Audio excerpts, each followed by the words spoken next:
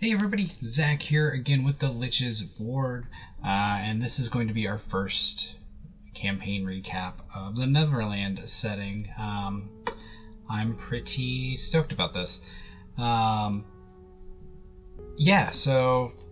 Neverland. I have a review that I did earlier. You can check somewhere up here. There should be a card coming in if I'm not lazy. But so far the players love it, and this is my usual play group that we've been playing with for a little over a year. I mean, since the pandemic started, it's actually been easier for us to get with each other just because we all have Tabletop Simulator, and that's just what we do. So currently how I run the game is one of us hosts a Zoom meeting, we all play on Tabletop Simulator, and it's a great time. So the first session, I told them they could basically roll whatever they wanted. I told them that we were going to be implementing rules that were a little bit more on the hardcore side of things, or not hardcore, why do I keep saying hardcore? More of a minimalist side of things. Mind you, I kind of screwed up there because I said, hey, roll 3d6 and re-roll the 1s and 2s, and that definitely didn't go 100% in my favor because I have a Goliath in my group that's pretty beefy. His name's Beefer, BT Dubs. So he's a big boy and he's pretty strong. But this campaign is also kind of like a way that I'm trying to introduce my playgroup to more of the old school style of play. It's really kind of a nebulous turn. I don't know why I have ants on my computer screen, but hey, whatever. So that I'm using it to try to like introduce some of these concepts. Things are a little bit deadlier. I'm also implementing some rules about encumbrance, using slot encumbrance, basically straight out of Black Hack, which is whatever your strength modifier is, or your strength number is the amount of slots you have, if I remember right. I have it written down somewhere, but we're trying to add in these things, and the reason I'm doing it this way is because it's a hex crawl. It's like baby's first hex crawl. That's one of the few first things I really loved about this Neverland setting, is it's beautiful crawly goodness. You getting from one side of the island to the other side of the island takes time, which is something I really like being able to keep track of in the game, because I feel like what happens in a lot of D&D campaign is like you go from here to there and it takes this long, and you're all sitting in a carriage bullshitting with each other the whole time. There's nothing wrong with that. I just wanted to experiment with this, and I think I told my playgroup straight up that this was going to be a big experiment. We're going to be trying out rules. If we hate them, we hate them, we get rid of them. If we like them, we like them, we keep them. And it's not trying to inform any of the other DMs in our group, because we have, I think, 3 of us have run games before, and I'm always the one who wants to experiment with new games and do one-shots and stuff like that. It's the first campaign I ran in a while. Well, now all the bookkeeping's out of the way. This is my little magic book notes that I put all my stuff in. And doodles. Lots of doodles in here too. But with the Neverland campaign, it came with a rumors table. And I love rumors tables. I think they're great. And what I decided to do was that there were truths and then there were rumors. And I took, I'm not sure how many, but probably 15 to 20 different things off of a D100 rumor table, and I wrote them down as truths. So in my campaign, there are going to be things. Basically what it does is it allows me to do less prep, because I know what is driving each of the characters in one way or another. So a good example, and if any of my players are listening to this, please put your fingers in your ears earmuffs. Earmuffs. A good example would be, I don't want to go away. The pirates have for a long time wanted to mutiny, but believe that only Captain Hook can get them out of the situation that they're in. So that, and like another good one that they're learning right now that is not a spoiler. You can un-earmuff now, guys, if you want. Is that a majority of, or a good chunk of the pirate crew now is actually former Lost Boys.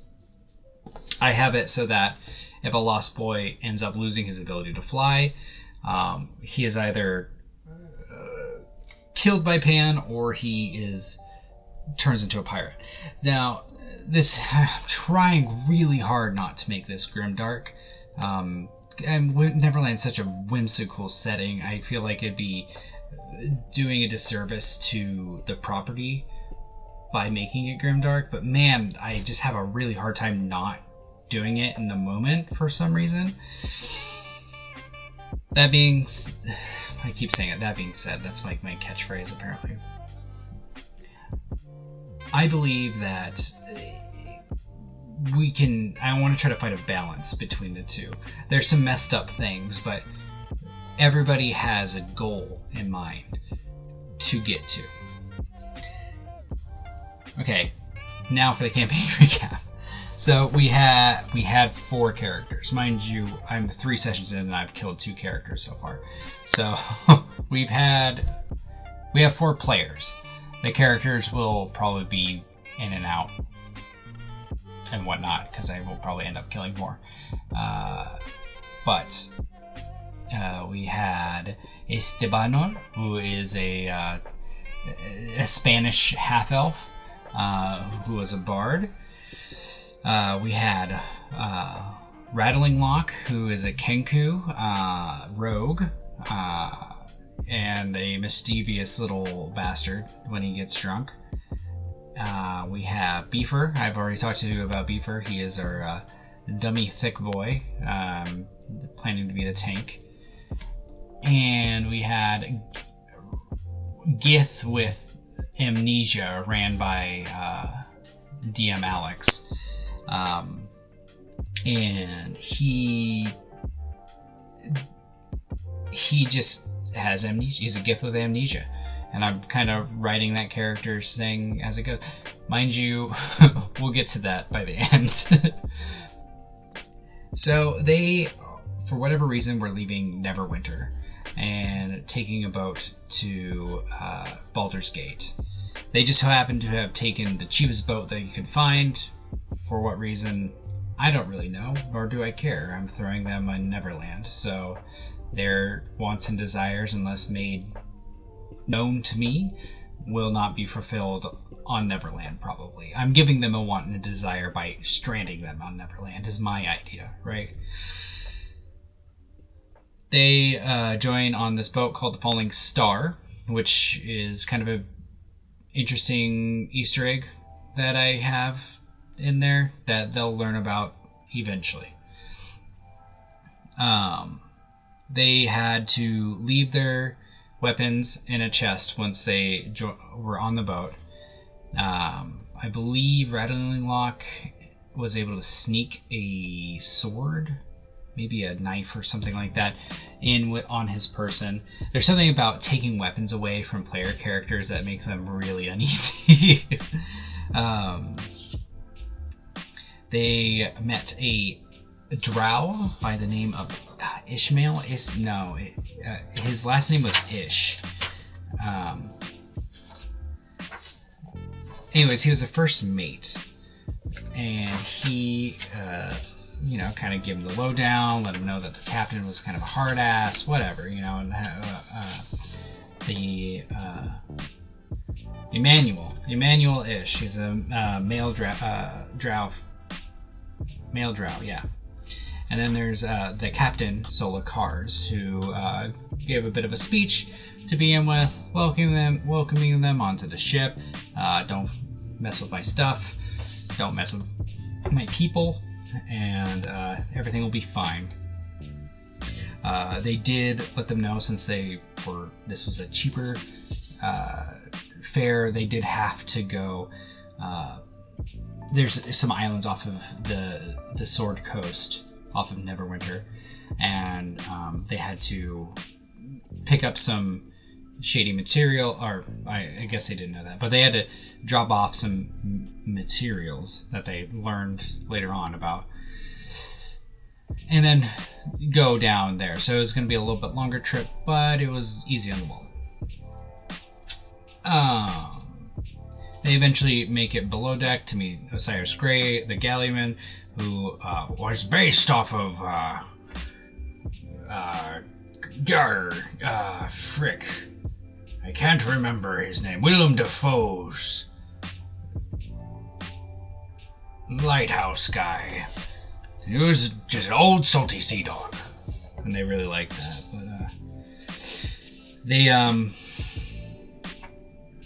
But they met them. They ended up having dinner with the captain and the first mate and the galley man.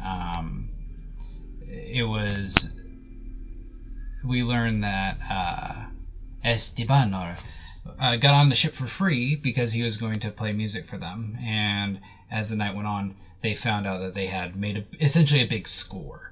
So there was a big party at the end of the meal. Everybody got shwasty. Emmanuel was having none of this. He was like, this is, you're cutting into the grog. This isn't good. Sola was letting her hair down for the first time in a while. Obviously, Horny Bard tried to Horny Bard and tried to sleep with the female captain of the ship. How are we not surprised? But everybody got really shwasty. Let's see, what other highlights were there? I believe... Yes, that's right. So, Rattling Lock started dancing with some drunk, I believe a half-elf or something like that. He's doing his little bird thing. And he snuck his little hand in and got that person's short sword and snuck it into his little robe. Mind you, a short sword on a Tenku is pretty large.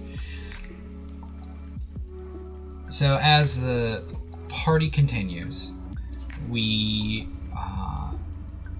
see pretty much everybody. Beefer's a little bit more reserved. That's something I like about his character. He seems kind of like, even though he's a big dude, he was kind of like timid to really like let loose, but eventually he does. Everybody's having a great time. Alex's character basically locked himself in the room, and he's an artificer. I have a feeling he was tinkering or something like that.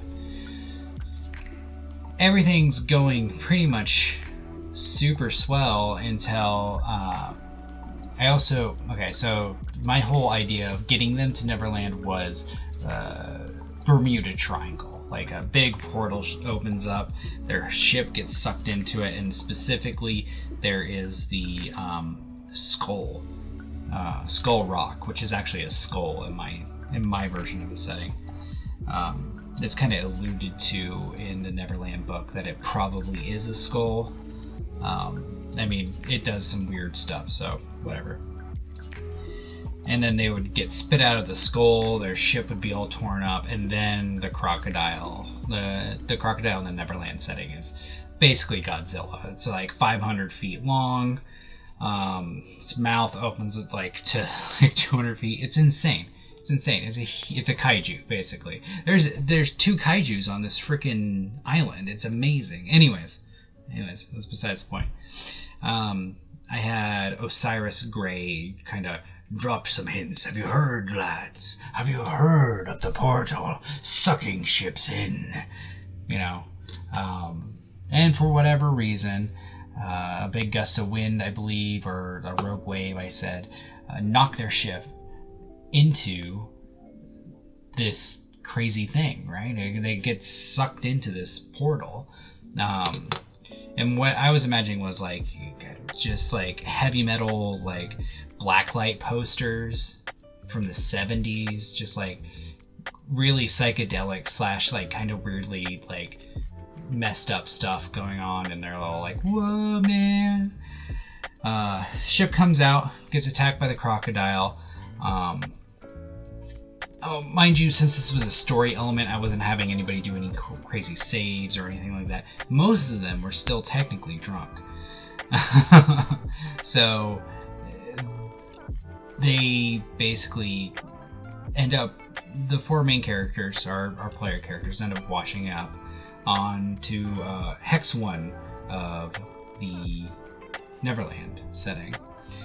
And it's about 9 o'clock in the morning by the time they wake up. I rolled a couple things. They ended up finding a used up TheLich'sWard. And this is something that I really needed to improve on, was I needed to improve on my actual ability of running a hex crawl, because I when I would roll up stuff, my initial reaction is to be like, if it's an encounter of some kind, it's like there's something sneaking in the woods, but really it could be completely different. I need to really start broadening how I think about what an encounter actually is. Does it have to be violent? No. Does it have to be life-threatening? Probably not. It could be something as simple as, there is a lack of fauna in the area, and as you walk through the jungle, as it gets thicker, there's crickets, and then all of a sudden it's completely silent. You see the reflection of eyes out in the distance. Could be as simple as that. Nothing has to happen. I need to really get that in my mind, and I think that's why, this is good for me. This is why this is helping construct my fly by the seat of my pants and giving it rules so that it can be more, not predictable, but more imaginative. By giving yourself limitations, by giving yourself a box to be in, you have to work with what you have. And running into a random encounter where you get attacked every time would get really boring really fast, and I need to get that in my head. That's something I really need to improve on.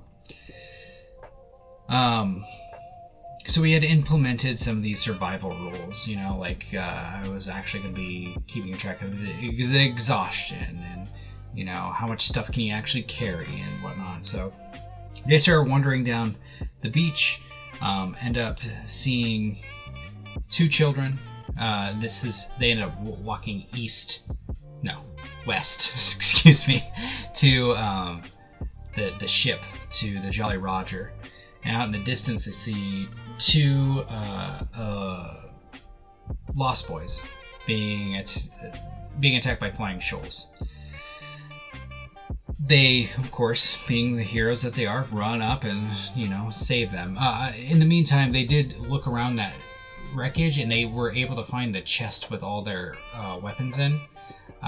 Sadly, Beefer, who had a huge freaking glaive, I said it couldn't fit in the chest, so it's basically at the bottom of the ocean right now, which it's his clan's glaive, which I think is a really cool accidental story thread. They found all their stuff, went down there, decided to go attack these fish. It's a pretty quick encounter. The flying shoals are a swarm, and if you kill if it's down to half its hit points, it disappears. There's some funky rule in there that I was reading. Then they started asking these kids, "Hey, why are you children on the beach?" And they were very hesitant to talk to them, because in this Neverland setting, it really doesn't say that there's a lot of demi-humans. There's gnomes, there's mermaids, but they don't I have a Goliath, a large bird,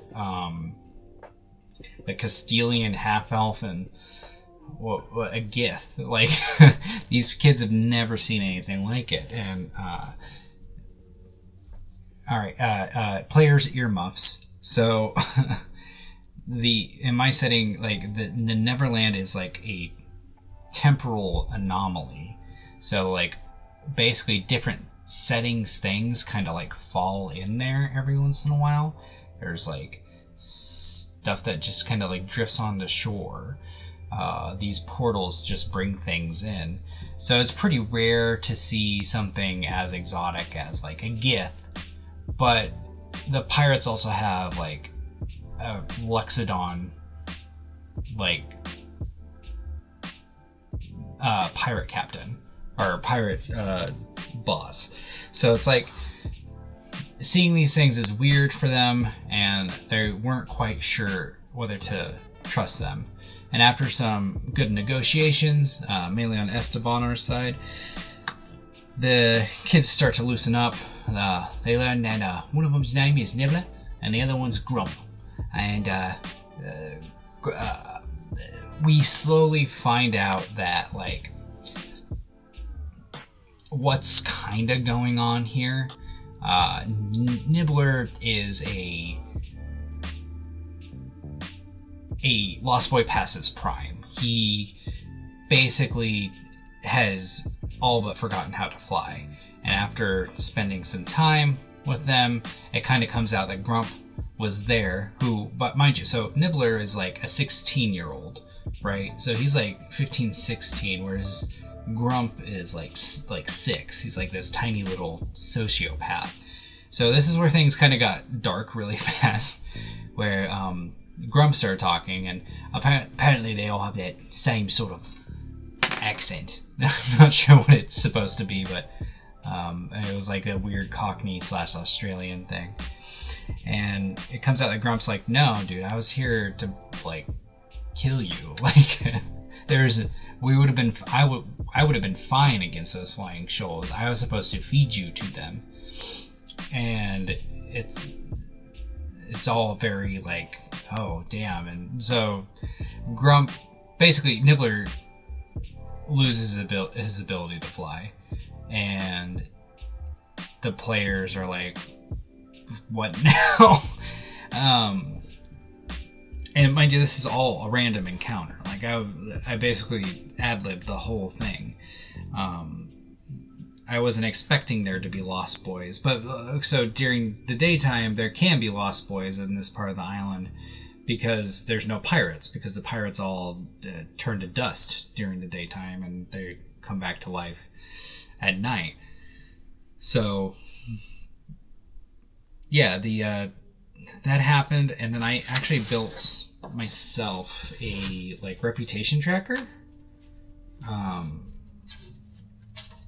which I feel like is very important in this campaign. So the Lost Boys. So with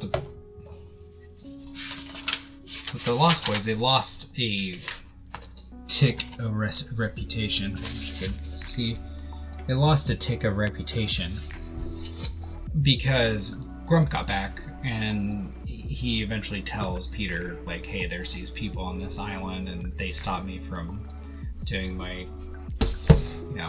dirty deed done dirt cheap. So the players didn't really know how to take this. I don't think they were actually expecting, like, these kids have stats and can be attacked. That really took the wind out of their sails, and I really felt like it made their gears start turning pretty quickly. Nebula eventually was like, look, I gotta go to the pirates and see if they'll take me in, because I won't survive here by myself. So he's like, look, I'll give Captain Hook a good word. All right, I'll let him know about you guys. And so he does eventually. And this is nearing the end of the first session. They decided to go one more hex into the jungle. It's about twilight. It was just before 6 o'clock. I was saying that it was actually much darker on the inside of the jungle just because that's how it would work. You know, it's blocking out most of the light. And the way it's described in the book is that it's a very thick jungle. There was a mystical fog that dropped. This is what happened. So I rolled again. There's a mystical fog that dropped. And then I rolled, there's also a creature that I had to roll. So I rolled a creature, and it just happened to be a dagger-toothed tiger, which is not, I mean, a group could fight it together and win, but if it was sneaking in the woods with advantage, yeah, the perception checks were pretty lackluster. 2 of the characters got it. I believe it was Beefer and Estebanor. No, it wasn't Estebanor. It was Beefer and Rattling Lock, and they kind of like did a thing. But what really bugged me was that they didn't say anything to anybody else. They weren't like, "Hey, did you guys hear that?" or anything like that. So I initiated combat I rolled a D2, and 1 was going to be Estebanor, and 2 was going to be the Gith, and I landed on the Gith, and I rolled an attack, and I basically just ripped his head off. the tiger ripped his head off. And after a well-placed sleep spell and a big old sword to the jugular, the tiger went down, and using their survival skill, they were able to harvest its fangs, its meat, and its fur. And they could, I said that there could be crafting in this. The silver, I mean, so the knives would be silver, right? So you could potentially have 2 silver knives at the end of this, and I feel like that would be pretty useful maybe down the road, huh? Anyways, that's the end of the first session. Things got crazy and dark really fast. But everybody really enjoyed it, enjoyed themselves, and Alex didn't take it too hard. And mind you, in another session or 2, I'll tell you about another player death that we had. I'm not going to try to make it a thing every time we play, but I am going to stop fudging dice, and that's something I've done a lot of, and I'm not going to do it anymore. No. Alright, anyways, this has been Zach with the TheLich'sWard. Thank you for watching. Have a great day.